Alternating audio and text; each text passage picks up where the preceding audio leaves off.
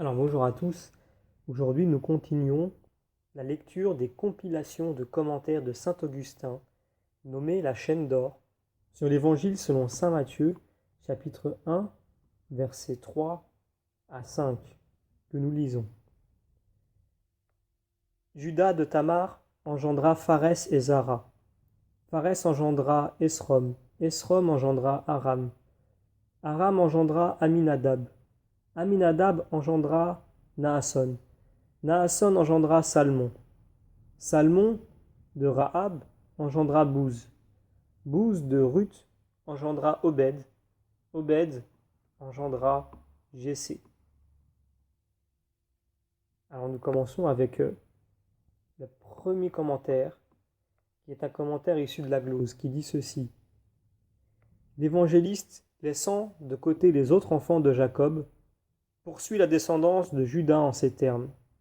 Judas engendra Pharès et Zara, etc. Nous avons un commentaire de saint Augustin qui nous dit, dans son ouvrage La Cité de Dieu, livre 15, chapitre 45, Judas n'était pas l'aîné. Ses deux enfants jumeaux n'étaient pas non plus ses premiers-nés, car il en avait eu 3 autres avant eux. L'écrivain sacré place dans la série des générations pour arriver par eux jusqu'à David, et de là au but qu'il se propose. Nous avons également un commentaire de saint Jérôme qui dit ceci. Il est à remarquer que, dans la généalogie du Sauveur, l'évangéliste ne nomme aucune des saintes femmes de l'ancienne loi, mais uniquement celles dont l'Écriture blâme la conduite. En voulant naître ainsi des femmes pécheresses, celui qui était venu pour les pécheurs veut nous apprendre qu'il venait effacer les péchés de tous les hommes. C'est pour cette raison que nous trouvons dans les versets suivants Ruth la Moabite. Nous avons un commentaire de saint Ambroise sur l'évangile selon saint Luc au chapitre 3 qui dit ceci. Saint Luc les a omises pour montrer toute sa pureté, dans toute sa pureté la généalogie sacerdotale du Sauveur. Et toutefois le dessein de saint Matthieu n'a rien qui blesse la raison ou la justice. Il se proposait en effet d'exposer la génération selon la chair de celui qui venait se charger de nos péchés, se soumettre à tous les outrages, s'assujettir à toutes les souffrances, et il n'a pas cru qu'il fût indigne de cette bonté, de faire connaître qu'il n'avait pas voulu se soustraire à l'humiliation d'une origine qui n'était pas exempte de tâches. L'Église, en voyant le Seigneur compter des pécheurs parmi ses ancêtres, apprenait aussi à ne point rougir de se voir elle-même composée de pécheurs. Enfin, le Sauveur faisait ainsi remonter jusqu'à ses ancêtres le bienfait de sa rédemption. Et nous apprenait qu'une tâche dans la naissance n'était pas un obstacle à la vertu, et anéantissait l'arrogance de ceux qui se vantaient de la noblesse de leur origine. Nous avons un autre commentaire de saint Jean Chrysostome, lors de sa 3e homélie sur l'évangile selon saint Matthieu, qui dit ceci. Le dessein de l'évangéliste est de nous montrer que tous ont été coupables de péché. C'est Tamar accusant Judas de fornication. C'est David devenant le père de Salomon par suite d'un adultère. Or, si la loi était violée par les personnes les plus marquantes du peuple de Dieu, elle l'était de même par tous les autres. Ainsi, tous avaient péché, et la venue du Christ était indispensablement nécessaire. Nous revenons un moment sur saint Ambroise, qui dit ceci. Remarquez que ce n'est pas sans raison que saint Matthieu nomme ses 2 frères, bien qu'il ne fût nécessaire que de faire mention de Pharès. La vie de chacun d'eux renferme un mystère, et ces 2 frères jumeaux représentent la double vie des peuples, l'une selon la loi et l'autre selon la foi. Et là, nous pouvons revenir sur saint Jean Chrysostome, qui dit « Zara représente le peuple juif, qui a apparu le premier à la lumière de la foi, sortant pour ainsi dire du sein ténébreux du monde. C'est pour cela qu'il fut marqué par le ruban d'écarlate de la circoncision. L'opinion générale étant que le peuple circoncis devait être plus tard le peuple de Dieu.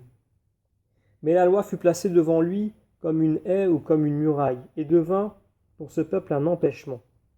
Lorsque le Christ fut venu, la muraille de la loi qui séparait les Juifs des gentils fut renversé selon ces paroles de l'apôtre, détruisant la muraille de séparation. En Éphésiens chapitre 2, verset 14. Et il arriva que le peuple des gentils, signifié par Pharès, entra le premier dans le chemin de la foi, après que la loi eut été renversée par le commandement du Christ, tandis que le peuple juif ne vint qu'à sa suite. Voir Genèse chapitre 28, versets 27 à 30. La glose nous dit au sujet de ce passage, Pharès engendra Esrom, la chose suivante. Juda engendra Pharès et Zara, avant d'aller en Égypte, et ses deux enfants vinrent s'y fixer plus tard avec lui. Et ce fut en Égypte que Pharès engendra Esrom. Esrom Aram, Aram Aminadab, Aminadab Naasson. Et c'est alors que Moïse fit sortir le peuple d'Égypte. Naasson fut sous Moïse, chef de la tribu de Juda dans le désert, où il engendra Salmon. Ce dernier fut un des chefs de la tribu de Juda, et entra avec Josué dans la terre promise. Et nous revenons aussi sur ce passage avec un commentaire de saint Jean Chrysostome qui dit « Nous croyons que ce n'est pas sans un dessein providentiel que l'évangéliste rappelle ici les noms de ses ancêtres du Sauveur. » Nous continuons sur un commentaire de saint Jean Chrysostome. Sur ce passage, Naasson engendra Salmon. Salmon prit une femme du nom de Rahab.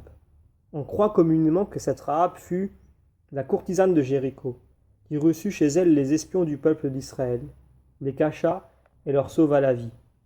Or, Salmon, qui était un des principaux des enfants d'Israël, de la tribu de Juda, et fils de chef de cette tribu, voyant la fidélité de Rahab, mérita de la prendre pour épouse comme si elle eût été de grande naissance.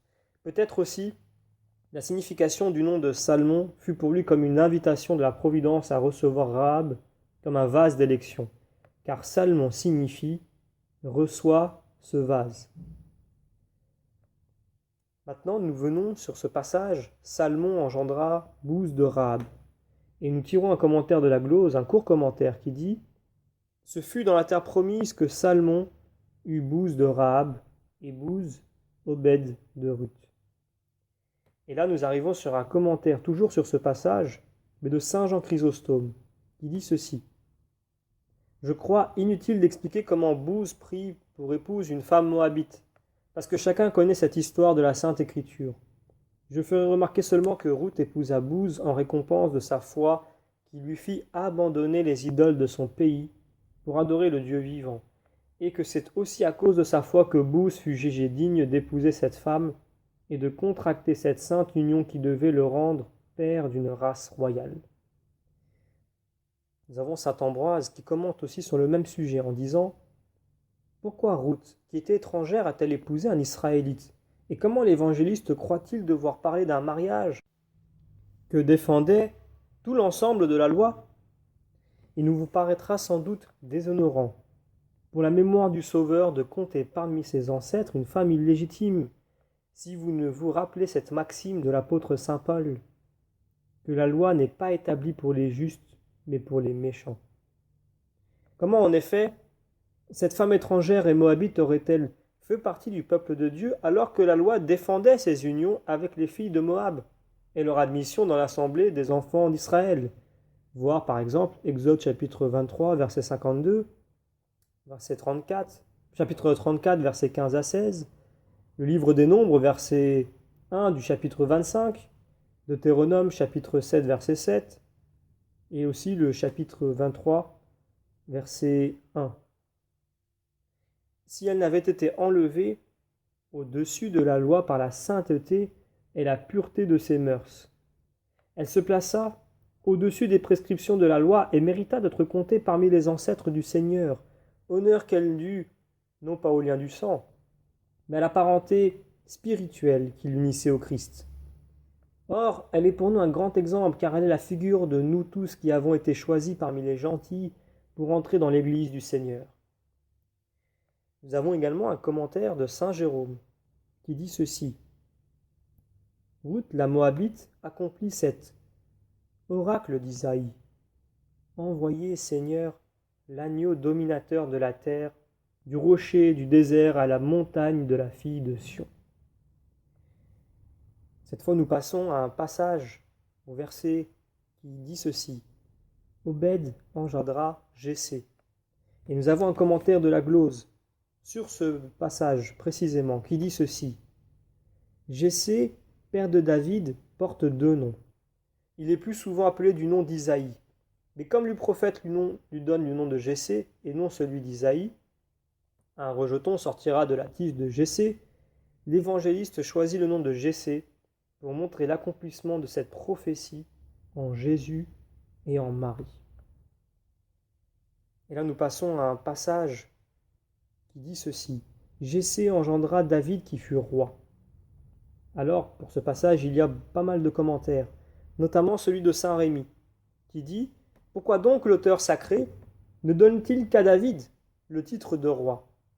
C'est pour nous rappeler qu'il a été le premier roi sorti de la tribu de Juda.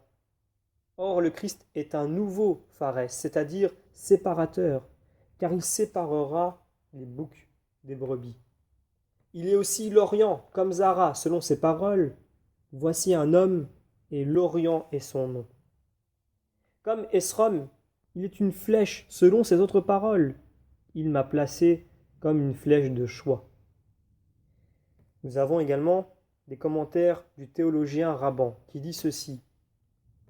Ou bien il est encore comme le vestibule d'une maison, à cause de l'abondance de la grâce qui est en lui et de l'étendue de sa charité. Il est Aram, c'est-à-dire l'élu selon ses paroles, « Voici mon enfant que j'ai choisi ». Ou bien il signifie encore « élevé ». D'après ses autres paroles, le Seigneur est élevé au-dessus de toutes les nations. Il est également Aminadab, c'est-à-dire volontaire, lui qui dit à Dieu par la bouche du roi prophète « Je vous sacrifierai de tout cœur ». Il est Naasson, ou l'augure, lui qui connaît le passé, le présent et l'avenir. Ou bien le serpent d'après ses paroles. Moïse a élevé un serpent dans le désert. Il est encore Salmon, c'est-à-dire sensible, lui qui a dit « J'ai senti une vertu s'échapper de moi ». Et nous avons maintenant un commentaire de la glose qui rajoute ce point de détail. Il a épousé Rahab, c'est-à-dire l'Église, composée de toutes les nations, car Rahab veut dire fin, F-A-I-M, ou étendu, ou mouvement impétueux. Et en effet, l'Église des nations a faim et soif de la justice, et elle a converti les philosophes et les rois par l'élan impétueux de sa doctrine. Ruth signifie aussi celle qui voit ou qui se hâte, image de l'Église qui voit Dieu d'un cœur pur et se hâte vers le but de sa sublime vocation. Nous avons un commentaire de Saint Rémy qui dit la chose suivante. Il est Bouze, celui qui est fort, car il a dit « Lorsque je serai élevé de terre, j'attirerai tout à moi. » Et il est Obed, celui qui est serviteur, comme il est de lui-même. Le Fils de l'homme n'est pas venu pour être servi, mais pour servir. Et il est Jessé, qui signifie l'encens, lui qui a dit « Je suis venu apporter le feu sur la terre ». Il est David, dont la main est forte, car il est dit de lui « Le Seigneur est fort et puissant ». Il est aussi le désirable, lui dont le prophète a écrit « Le désiré des nations viendra ». Il est d'une rare beauté selon ces paroles du roi prophète. Il surpasse en beauté les plus beaux des enfants des hommes. Là, nous revenons sur la glose, ou saint Anselme, qui rajoute ce commentaire. Considérons maintenant les vertus que le souvenir de ces ancêtres de Jésus-Christ doit nous inspirer. La foi, l'espérance et la charité sont comme le fondement de toutes les autres vertus. Celles qui viennent ensuite n'en sont que la continuation et le couronnement. Or, Judas signifie confession. Il y a deux sortes de confession, celle de la foi et celle des péchés. Si donc, après avoir reçu le don des trois vertus dont nous avons parlé, on vient à offenser Dieu, la confession de la foi ne suffit pas. Il faut y ajouter la confession des péchés. Après Judas viennent Pharès et Zara. Pharès signifie division, Zara, Orient, et Tamar, amertume. En effet, la confession produit la division en nous séparant des vices. Et elle fait en même temps lever les vertus du sein de l'amertume de la pénitence. Après Pharès vient Esrom, qui veut dire flèche. Car celui qui s'est détaché des inclinations vicieuses du siècle doit devenir une flèche qui perce les vices dans les cœurs des hommes et y fasse pénétrer l'amour de Dieu. Vient ensuite Aram, qui veut dire l'élu, ou le sublime, car lorsqu'on s'est éloigné du monde et qu'on s'est rendu utile aux autres, on est regardé nécessairement comme l'élu de Dieu, et ou acquire aux yeux des hommes la réputation d'une haute vertu. Naasson veut dire augure, mais augure du ciel et non de la terre. Joseph se glorifie de ce titre en faisant dire à ses frères, en Genèse chapitre 44, verset 5, « Vous avez enlevé la coupe de mon maître, dont il se sert pour les divinations. » Cette coupe, c'est l'écriture sainte qui contient le précieux breuvage de la sagesse. Le sage se sert de cette coupe pour augurer, parce qu'il y voit les choses futures ou célestes. Vient ensuite Salmon, c'est-à-dire sensible, car lorsqu'on s'est livré à l'étude de la divine écriture, on acquiert cette sensibilité qui fait discerner le bien du mal, ce qui est doux de ce qui est amer. Après Salmon vient Bouze, le fort, car celui qui est versé dans les saintes écritures épuise une force invincible contre toutes sortes d'épreuves. Nous avons maintenant un commentaire de saint Jean Chrysostome qui dit la chose suivante. Ce fort, c'est le fils de Rahab, c'est-à-dire de l'Église. Rahab en effet signifie étendue qui s'est dilatée, parce que l'Église a été réunie et formée de toutes les nations de la terre. Nous reprenons un passage de la glose, ou saint Anselme, qui dit « Vient ensuite Obed, ou celui qui sert, car on est propre au joug de la servitude qu'autant qu'on est fort. » Cet état de servitude vient de Ruth, qui signifie celle qui se hâte, car le serviteur doit être actif et ennemi de la paresse. Nous revenons, avant de retourner à la glose, sur un commentaire de saint Jean Chrysostome, toujours sur ses homélies sur saint Matthieu, qui dit « Disons maintenant que ceux qui cherchent la richesse plutôt que la vertu, la beauté plutôt que la foi, qui désirent trouver dans leur épouse ce que l'on cherche ordinairement dans les femmes de mauvaise vie, auront des enfants sans soumission pour leur ordre et pour ceux de Dieu, juste châtiment de leur propre impiété. » Obed a engendré Jessé, qui veut dire le rafraîchissement, car celui qui est soumis à Dieu et à ses parents par une grâce particulière de Dieu aura des enfants qui seront comme le rafraîchissement de sa vie. Nous terminons sur un commentaire tiré de la glose qui dit ceci. Ou bien encore Jessé signifie encens, car si nous servons Dieu par un motif de crainte et d'amour, notre piété aura sa source dans notre cœur et deviendra comme un foyer spirituel sur lequel elle pourra offrir à Dieu un encens de la plus suave odeur. Or, lorsqu'un homme est devenu un digne serviteur de Dieu et un sacrifice d'agréable odeur, il faut également qu'il soit fort et robuste et qu'il combatte courageusement les ennemis et rende tributaires les Iduméens, c'est-à-dire qu'il doit soumettre à Dieu les hommes charnels par ses paroles aussi bien que par ses exemples. Nous venons de terminer de lire l'ensemble des compilations, des commentaires compilés par saint Thomas d'Aquin sur ce passage, ces 3 versets de l'Évangile selon saint Matthieu chapitre 1.